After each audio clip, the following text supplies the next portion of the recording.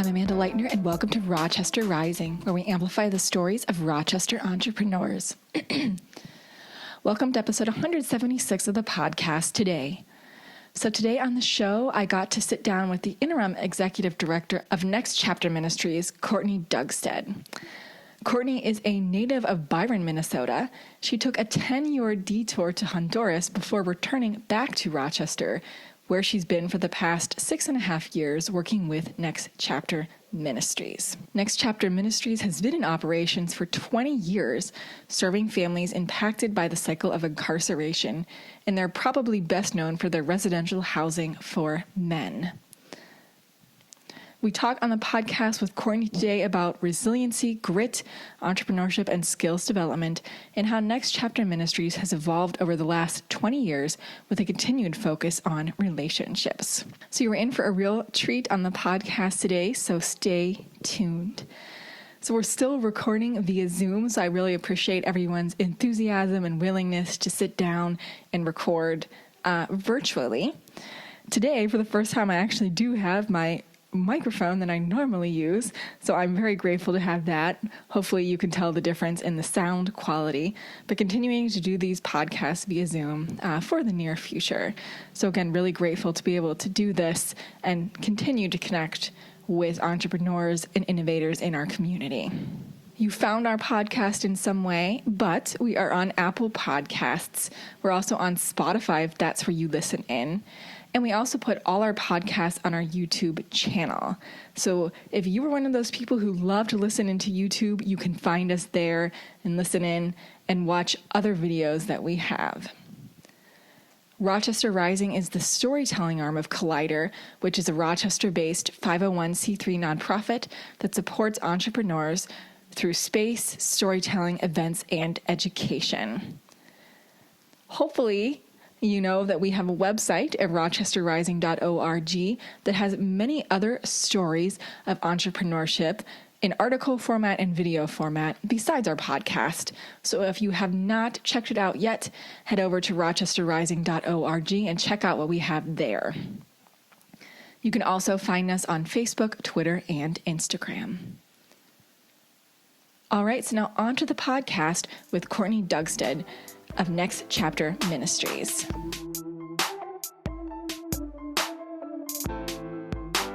Thanks for doing this today via Zoom. Absolutely. No, it's a really weird time for everybody. And I think for me, like the physical isolation from people is really like kicking in right now today. It feels absolutely. But yeah, anyway, so I usually like to start out these by asking, where you're from and how you got to Rochester. Yeah. That's that question. You're just starting out right off the top. With personal questions. Vulnerable right from the beginning. I think that is a great foundation to start with, but also very challenging. So I am originally from Byron, Minnesota, which is a very small town outside of Rochester. And when I lived there, actually, it was my junior or senior year that we got our first stoplight. And that was like a really big deal. And so very small town. And that I did not go straight from Byron 8 miles to Rochester, actually. I made a huge detour and ended up in Honduras for about a decade after all of it was said and done. And then ended up back into Rochester, which of course was a place I was never coming back to, right? Be careful with your words. About 6.5 years ago. And I've been with Next Chapter for 6.5 years. So ever since I moved back to Rochester, I've been with Next Chapter. I feel like that's a pretty similar story for everyone. It's like you swear you're never going to be here. Oh yeah. Stay here. And then it's like you said, it's 6 more years or 15 years or. Yeah. I mean, I literally went as far away as I possibly could. And then here I am still. Yep. So we're here today to talk about Next Chapter Ministries. So, what is Next Chapter Ministries and what need was this organization built to fill in the community here? Yeah. So I'll start kind of by talking about what Next Chapter is, and then from that, you'll probably deduct like what need it was filled, but I do want to speak a little bit more about that need as well. So Next Chapter is a local organization, and we serve families that are impacted by the cycle of incarceration. And our mission is to restore them to God, family, and community. So those are kind of our three pillars that we work through. What does that look like when you break that down? So I often describe Next Chapter as an iceberg. And the tip of the iceberg is really residential housing for men coming out of incarceration. We have 2 homes that house 9 men. And what we offer within that is something called a Discipleship Program. And so you cannot be mandated to come to Next Chapter. It's something that guys will apply for while they're incarcerated. We do an interview. The interview is, I always say, is for 2 purposes. 1, so that we can get to know you and your life story a little bit. And 2, so that you can decide if we're a good fit for you. Because it isn't easy to live at Next Chapter. Sometimes people will use the words halfway house. And I always say there is nothing we do halfway here. And so when you come, you're really dedicating your life to that mission, that restoration to God, restoration to your family, and restoration to your community. And there's a lot of hard work that goes into all of that. So that's kind of what we're kind of known for, is housing men coming out of incarceration. But then underneath that, like the waterline, I guess, where the rest of the iceberg is, we also have a house that has 1 family in it. So we serve a single mom and her kids, 1 family at a time, and provide holistic services for her so that we can move her from the cycle of poverty and into prosperity with her kids, and break that cycle for her little kiddos and the younger generation. And then we also have a home that's non-residential services for women coming out of incarceration as well. And there we provide much of the same services that we provide in the men's program. It's just not residential. And that's pretty intentional. One day we'd love to have lots of houses that women and their children can come into, but we know that women coming out of incarceration, about 80% of them are mothers. And if we're not able to house them with their children, it's really, really difficult to ask them for the dedication that we're asking to fulfill the mission of being at Next Chapter. And so what we do is try and equip them in any way possible. And so we provide a lot of resources in the community, and we partner with a lot of community organizations and other services to really help, again, those women be restored to the community as a returning citizen when they come out, and really equip them for the best possible success. And then the third portion is our youth program. And so we started, there's a rich history in how we started, actually. And you'll have to follow up a question if you want me to tell that. But we started over 20 years ago at Next Chapter. Our youth programming started a little bit over a decade. And we started in the community, actually, going to the community and building. We built a basketball court, and the men that lived at Next Chapter would come and hang out with the kids in the community. And eventually, we kind of grew, and we got a house, and we offer non-residential services there as well. But the kids in the community is where it started. And then we started to focus in on kids in the community that were specifically justice involved. And so that could be directly. So they themselves are coming out of the juvenile justice or detention center, or indirectly, they have a parent or somebody in the household that's incarcerated. More often than not, you'll find that both are true. And then we started going into the juvenile detention center. We started going in once a week to begin with and running a group. And that lasted about 2 weeks before we realized the need was great. And so now we're in 4 times a week, and we run 6 to 8 groups anywhere from there, and then do a lot of one-on-ones. And then we work with those youth as they're coming out of the juvenile detention center, and we work with their families, and we work with the county. We work with probation. We work with the court system to really make sure those kiddos are set up for success so that they aren't.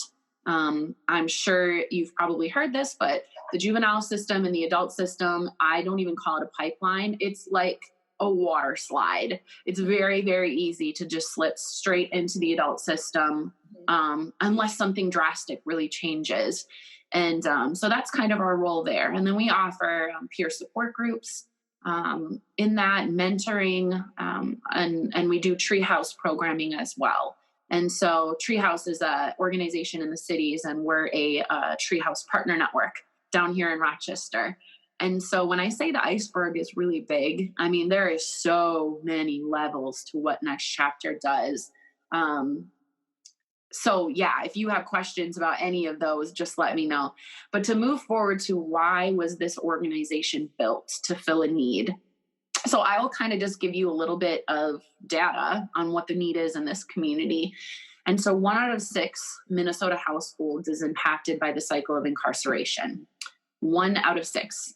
And we don't think about that very often. And the state itself, the state of Minnesota itself, incarcerates more people than the countries of Canada, France, and the United Kingdom combined.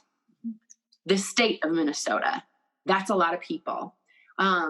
When you think of also 1 out of 3 men of color will at some point see a jail cell, and 1 out of 7 Latinos will see a jail cell as well. And after all of that effort to lock people up, it doesn't even have a great ending, because more than 60% of people that are released go back. So I wouldn't even consider it a need the community has, but more of an absolute cry for help. And that's where Next Chapter stepped in. So we started over 20 years ago going into the adult detention center and meeting with folks that were incarcerated in there. And what happened is that we kept seeing the same folks coming back again. And so we started with 1 house, and that's where it started. And now we have 5 homes, and just a deep, deep levels of services and programs and relationships that we offer. Yeah, I know when we talked last week, we were talking about how really, this pretty much everybody's family household has been impacted by incarceration one way or the other, and nobody talks about it. Yes. And I think this is a really interesting time right now. I mean, for reference, I'm not sure when this is going to come out, but it's April, what is it, the 3rd? So obviously we're really deep in COVID-19, and you would know more than me, but I know, or at least I was hearing on the news that, there's definite worry about spread of the virus in, I don't even know what you would call it, close contact, like in prisons, jails, nursing homes. And there was some talk about, again, and you know more than me, of releasing, nonviolent offenders. Like you were saying, the U.S. incarcerates so many people. So have you seen a change in the amount of people wanting your services with that change in the justice system in Minnesota? Yeah.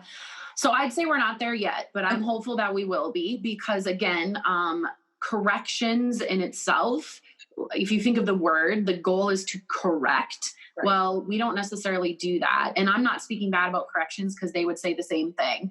We are warehousing people in a capacity that's we're unable to serve them in. And so correction isn't actually happening. And so I think we were already moving to a place, specifically in Olmsted County, where we're looking for other options. How do we prevent people from going into jail in the first place? Or how do we connect them with services in the community to avoid them going back? And so we're already kind of moving in that place. What's really interesting about what you were saying is now more than ever, these sort of low-risk offenders, which, by the way, research shows that when you have an offender that is low risk, or a person that's low risk for committing another crime, when you engage all of these systems in their life, you're actually raising their risk of committing another crime. So it's counterproductive. So what we've been finding is that guys that have applied or been referred to Next Chapter, if they're accepted here, because one, I think we have a pretty solid reputation in the community and also in the correction system. But 2, it's a safe place for them to go. We've found that their caseworkers are actually willing to work towards releasing them sooner.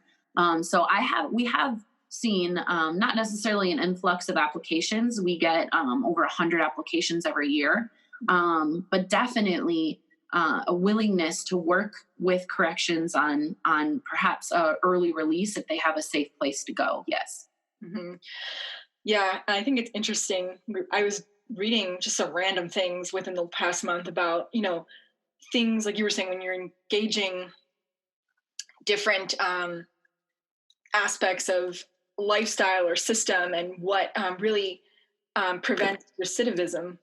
I don't know if I'm saying that right, but I was reading some stuff about like entrepreneurship, like has been shown, and being taught that skill set helps to prevent reincarceration again, as well as I was reading some story about a racing donkey and it was talking about how like animals in like the prison system will also prevent against recidivism. So what have you what do you guys implement at Next Chapter that want to be successful with that?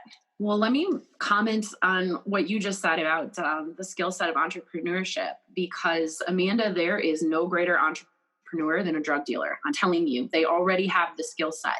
It's just about using those things for positive. And so people coming out of incarceration and families that have been impacted by incarceration are the most resilient people you will ever meet. There isn't much of a skill set you need to teach them. It's more of opening up opportunities for them to use that skill set in a different way. And so largely where that comes into play at Next Chapter is our partnerships in the community. And so making sure we're partnering with Career Force Development, making sure we're partnering with Hawthorne Education Center, making sure we're partnering with places that are able to use the skill set that our families already possess, and then that grit that they already possess. Because let me tell you something, very few people can survive in prison. That is not an easy place to be. And so if you can do that, there is a resiliency and a grit that you have that most people don't. And so if we're able to connect them with services that believe in their value, their intrinsic value, and what they can contribute to the community, then it's incredible the growth that you see in a short amount of time. But also we take a lot of time at Next Chapter. Part of the commitment for living here is that the first month you're not allowed to work. And that's kind of terrifying for people coming out of prison, because they think all I need is a good job and that's enough. Well, it's not enough. And no statistics will show you that just having a job is enough. There are many other pieces to the puzzle. And so we spend that first month looking at career versus a job, budgeting. When you talk about restoration to community, we look at debts that you might have, fines you might have, credit score. We look at what is it going to take to get your driver's license back? What will it look like to connect with a child support worker and start looking at back child support, or kind of like squaring away with the community. And that's a part of restoration to community. And so we look at all of those pieces the first month before our residents start working. But then on top of that, we also dive into trauma history. And this is, I wouldn't say controversial, but statistics and research show that the majority of folks that are incarcerated also have trauma from their childhood, or ACEs, adverse childhood experiences. As a matter of fact, there's no greater concentrated number of people in the United States with higher ACEs than in our jails and prisons. And so we know that there's a connection there between traumatic events that change the way that your brain develops and relates to the world and criminal activity. And so we really dive into that trauma history, and we connect them with grief and loss counselors or trauma counselors if necessary. And then we look at healthy relationships. And all of those pieces we dive into over the course of their stay here, but really in their first month. What broken relationships need to be restored and which ones don't need to be restored. And so there are a lot of pieces to this puzzle for sure on what it looks like to sort of graduate successfully at Next Chapter. Yeah. And you talked a little bit about the role that community plays in your mission at Next Chapter Ministries, but what does it mean for these people to, what role does community play, and what meaning does it have for these people that you work with to find their place in community again? Yes. Thank you. So community is everything. And everything that we do here on the ground level is based on relationships, right? Because a program or a service doesn't work if you don't have a relationship. And so micro level, Next Chapter itself is a community, right? We are this really crazy, weird family that spends a lot of time together and cooks meals together and eats together and plays games together and goes through life together. And that means really, really low valleys and really, really high mountains. But also macro level, our returning citizens, if they're not welcomed effectively and restored back to their communities, they won't be successful. And either will their families living in these communities. And so community is both the problem and the solution. And I truly believe that our humanity is defined by how we treat those that are most marginalized. And there's no population that fits that description more accurately than those that have been incarcerated. And I will also say that community is how Next Chapter functions. We have a staff of 5. Last year, we served over 750 people impacted by the cycle of incarceration. You can't do that with 5 people. And so we have over 100 volunteers a month that contribute in various ways. We have business owners that are willing to hire our participants. We have churches that fill needs in ways that we aren't able to. And there's also local businesses that donate food and donate meals to our homes and our participants. And then partner organizations and services that provide holistic care that our participants have needs in, like grief and loss and trauma, and even outpatient treatment for substance abuse. And also, we have folks in probation and corrections that are doing everything they can to work with us in this restoration to community piece so that our families can exit the justice system forever. So at the end of the day, this particular community in Rochester is an incredible example of how to work together for the ultimate wellness of the community as a whole. Because it's going to take the whole community. And guess what? When you look at 1 out of 6 households impacted by the cycle of incarceration, you cannot separate those families from the community. They are a part of your community. So it matters how we welcome them into the vein of our lifestyles and what we do. Mm-hmm. Yeah, like you said in the beginning, Next Chapter Ministries has been around for 20 years, which is extremely impressive. And that's really challenging to keep anything going for 20 years. So what do you feel has been some keys to keeping this going for so long? And how has it kind of changed over time? Yeah, I think it's funny because it's changed a lot and it hasn't changed at all. Yeah. Like how we do things hasn't changed because relationships are everything. And so that is the foundation of everything we do. And that hasn't changed. Our founder, Andy Kylan, is the one that I was talking about that started going out into the ADC and then realizing that he was seeing the same people over and over again. And he started writing letters. So he was a truck driver at the time. Okay. And he started writing letters to judges and different folks saying, like, I think I want to start a house for guys coming out of prison. And by and large, most of the response he got is, you're crazy. Like, why? What do you think is going to come from that? And here we are 20 years later. We've grown from 1 house to 5. So there's obviously growth, and we've become more organized in the way that we do things. And so we make sure that we are being trauma informed, and Christ-centered, which is our mission. And so there are a lot of pieces that haven't changed, but maybe just got a little bit more specific and intentional. But I would say the challenges are the same. And for me, I'm incredibly passionate about this, in case you haven't gathered. But I think maybe the most challenging part was and continues to be this narrative of us and them. And you mentioned it. In reality, there's only us. There's no separation outside of the fact that some of us got caught and some of us didn't. And I'm not going to put you out there, Amanda, but if you can honestly sit here and tell me today that throughout your entire life, you have never done something illegal, I'll call you a liar. Yeah, no, I think that's totally true. Like you said, everybody bends the law in some way, Everybody, even if you don't realize it. And some of us get caught and some of us don't. And then when you think about children growing up in traumatic environments, and then we're expecting them to somehow just bounce back from that without any help or support, it's impossible. And so you can very quickly sort of like disintegrate this narrative of, well, they're just bad people and I'm not. Right. And that's probably one of the most challenging, because you also mentioned that you were reading that prisons, even in Minnesota, are starting to release low risk offenders. And I was just looking at a news article this morning about there's now been a fourth person in the Moose Lake Correctional Facility that is tested positive for COVID-19.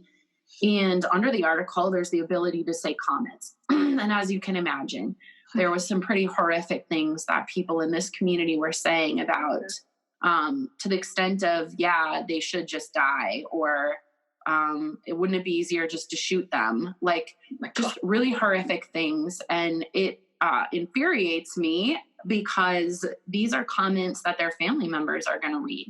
And these men are fathers. As I said, over 80% of women incarcerated are mothers. Well, the same is true for fathers. Over 80% of men incarcerated are fathers. Their children are reading comments like this. Their mothers are reading these comments. And it's really horrific. And so, as optimistic as I am that we can sort of diffuse this narrative of bad people and good people, but really just people, sometimes when I read stuff like that, I'm reminded that we have a lot of work left. Yeah, I think everybody makes mistakes, and everybody has the ability to make mistakes, and it shouldn't define and ruin the rest of your life. Amanda, we are all one bad decision away from being locked up. I'm telling you, every one of us. Yeah, I agree with, we're all people, and it's us. It's, we're all people. Even now, I mean, this isn't similar, but, we're all supposed to be following pretty strict guidelines voluntarily, and people aren't, Right. So it's like,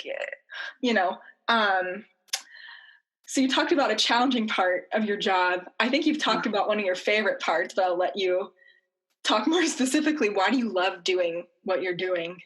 Oh my goodness. That's a question I very rarely get, but holy cow, do I love it. I think, like I said, these families are some of the most resilient people you will ever meet. I have not learned more in a room full of scholars and leaders of organizations than I have learned every day here from the folks that we serve. And being able to see families restored is easily the best part of this job. So a portion that we focus on here at Next Chapter is fatherhood and motherhood. And so we do work towards healthy relationships and restoring parents with their children, and visitations and healthy communication. And then we also work with our participants in listening to their children and how their incarceration impacted them. And then, of course, breaking the cycle for that next generation. And so watching kids come on property here and hanging out with their dads, and just watching those interactions as their dads' hearts really soften to the idea of fatherhood, and they start learning what that really looks like. And they're operating out of health and wellness instead of sort of like trauma and unhealthy decisions.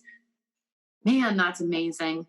And in the last 2 years, of all of the residents, the men in our discipleship program that have graduated successfully from this program, 0% of them have gone back to prison. 0. Dang. That is unheard of. And I think it's because of the depth of the work that goes on here.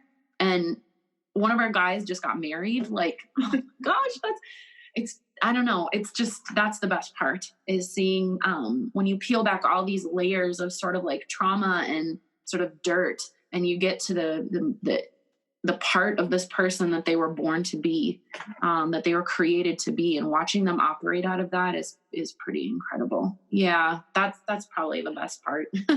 That sounds pretty amazing. Yeah, I think we all, or most of us at least, just want to be of use, in our roles and in society. Yeah. To the best that we can. So I'll swing back to a more personal question. Right. Let's transition into it kind of nicely. But, you said you love this job. Yeah. What was your path to getting into this role? What's kind of your background? Yeah. So I have the typical, like, whatever, education and degrees and, whatnot, that somebody would probably list. But how I got here really, so I had the opportunity to work under Andy Kylan, who's the founder I told you about, for a few years before he retired. And when I came back from Honduras, down there, I was running an organization called World Youth Movement that I had founded. And we were working with a pretty high risk population. A lot of the folks in the community I lived in, there was a pretty high HIV rate and confusion about what that means. And so a lot of stigma. So I think probably the underlying factor that's remained the same is working with populations that have been stigmatized in an unfair narrative. And I did not want to come back. I experienced a great loss in that one of the youth that my family had adopted passed away from HIV, and that was a great loss to our family. And about a year after that, I did what I should have done the entire time. So we were there for almost a decade. The entire time I should have been training locals to run the organization. And so something woke up in me, and I finally spent the last year doing that. And wouldn't you know it, they ran every aspect of the organization better than I ever did, because they had the knowledge of their culture. They had the influence in the community. It was incredible. And so I soon realized that if I didn't step out completely, it would be very easy for the community to slip back into seeing me as the leader instead of seeing themselves as the leader. And so even though I didn't want to leave, there was not one part of me that wanted to leave. Still isn't. I came back. And so when I interviewed with Next Chapter, it was to work with the youth first. And Andy interviewed me. And in the middle of the interview, he said, "Why do you want to work here?" And I started crying. I'm not kidding you. I started crying. I was like maybe a week back in the United States. And I said, "I don't want to work here. I want to be in Honduras. But I'm not. I'm here. So like, if you don't hire me, that's fine." I mean, I was looking for any excuse to go back, right? Even though I knew that that time was over for me. And he said, and I said, "But I feel like God is calling me to this ministry. And I don't know why, but I really don't want to work here." And he said, "Okay, you're hired." I was like, did you not just hear me? Like, I'm crying, right? In my interview. What? I still can't believe that story. And he hired me, and I started in youth work, worked under an amazing youth director, Melinda Fisher. And then eventually when she left, I took over the youth and the teens and started the work in the juvenile detention center, which really is a lot of my heart. When you talk about what I love about this job, going into the juvenile detention center is easily my favorite part of the whole day, easily. And then eventually worked, I don't know, a lot of different roles here. And now here I am as the Interim Executive Director. So I started by crying and saying, I don't want to work here, and ended with sitting in the Executive Director position. I don't know. Well, that's quite a journey. Yeah, for real. Yeah. How is your organization in Honduras doing now? I'm sure you check in all the time. Yeah, we go visit a couple of times a year, and I have another son that's still there helping me with things. And then, of course, I mean, yeah, the people there are, when you talk about resilient, I will say that during this particular crisis, what's so difficult and what we don't think about is communities that don't have sort of like access to authentic news and even access to appropriate health care. They hear and respond to crisis differently. And so when I was kind of telling the story about the narrative of HIV, this particular community was still unclear about how you get it and how you pass it. And they were certain that you could get it from physical touch. And so children who were HIV positive were not able to go to public schools. They were kicked out of schools because people were afraid. They didn't know how to get it. And that was only like a little over a decade ago, right? And so we really worked hard to destroy that narrative and start leaning into people that were HIV positive and really welcoming them into the community. And now you look at this, and the community that we were in is scared again. And they're not sure how you get COVID-19, and they're not informed that, there's preventative measures that you can take and that you have a high likelihood of surviving. And so there's a lot of fear, and there's a lot of violence as a result of that. There's a lot of food shortages that are resulting in violence because people are fighting over the little resources that are left. There's no access to food. It's been really heartbreaking to kind of watch that really strong, resilient community sort of buckle under the fear of COVID-19 because they don't have access to the information they need to make appropriate decisions. Yeah, this is going to affect everybody and already is, but it's definitely going to be disproportionate. Yes.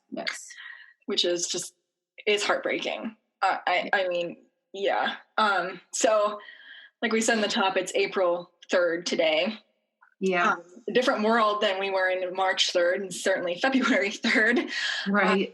How has kind of dealing with this coronavirus impacted Next Chapter Ministries? How has it changed your day to day? And how have you guys been adapting and innovating during this time to serve the population? So I'll say it's changed everything and changed nothing. So the nothing portion is that we are still here serving these families. We have to. You can't.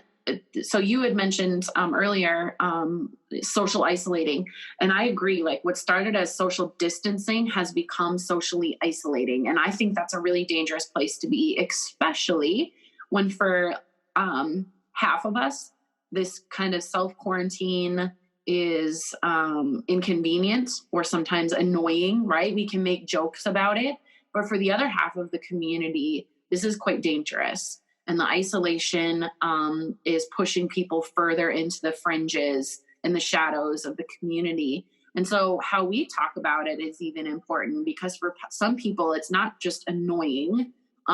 It is scary and dangerous and confusing and isolating.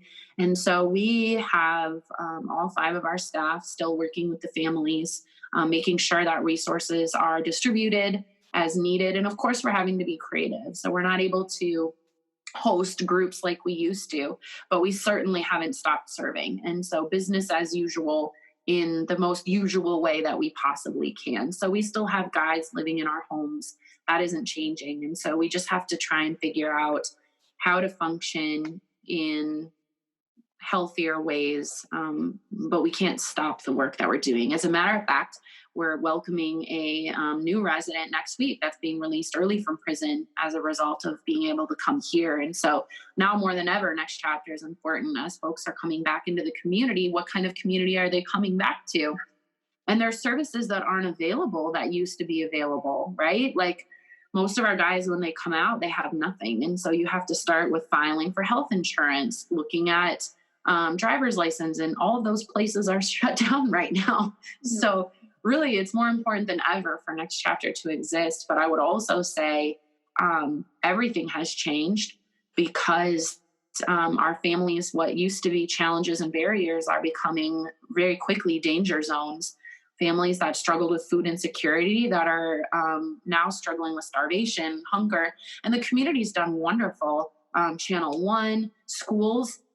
We've been able to go to the school system and pick up lunches to give to our families because some of our families functioned off of school lunch. Like that was the meal that they had. And so when you take that away, now what, right? And so this community has come together really well. But I would definitely say that the other really challenging part is Next Chapter functions solely off the donation of people in the community. Mm-hmm. And that's the first thing to go is charitable giving when you are in the situation we're in, where people that were secure before and comfortable are now wondering what's next. They're losing their jobs, their businesses are closing. And so charitable giving is the first thing to go. And so unfortunately, it's the only way we can function. And so I would say that has been easily the biggest challenge that we're trying to figure out how we can overcome. The other challenge there is that we are by mission, faith-based organization. And so we don't have the same access to funding, even in the stimulus package, that other organizations have access to because of our decision to be faith-based in mission. So a few challenges there. Yeah, no, it's certainly a rough time. And I was even just watching on whatever, Good Morning America or something this morning. You know, there are so many religious holidays in April. You know, you have Passover, you have obviously Easter. it's a really rough time right now. Yeah. People who are faith-based, because you're removed and you can't. I think in Rochester, at least, some of the churches and facilities you can go in, but there's obviously no service. Right. It's a hard time. And you talk about socially isolating, a lot of people are very faith-based, and especially in times when things start to pull apart at the threads, it's a rough time. Yeah. In this community, we have a pretty broad range of cultures, and there is so much history in culturally connecting to your faith. And so forget about even just Christianity. Within the cultures that we serve here at Rochester, faith is a huge part of their culture and how they relate to each other, and no matter what that faith is. And so absolutely, the ability to gather together is a huge component of our actionable faith. And so I would say, yes, culturally, we've taken a pretty big hit too. Yeah, absolutely.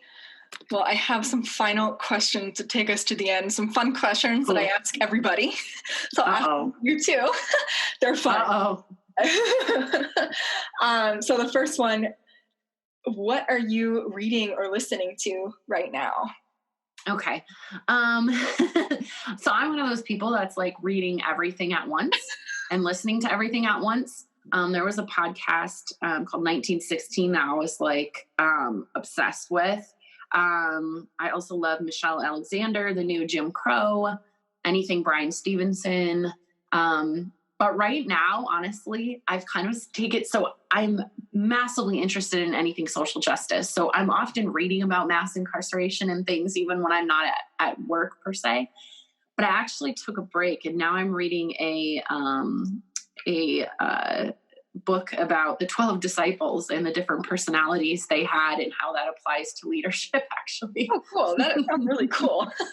Yeah, it's like kind of a break for me, because while I also am very active in my faith, and that's a part of what I watch and what I take in and what I read.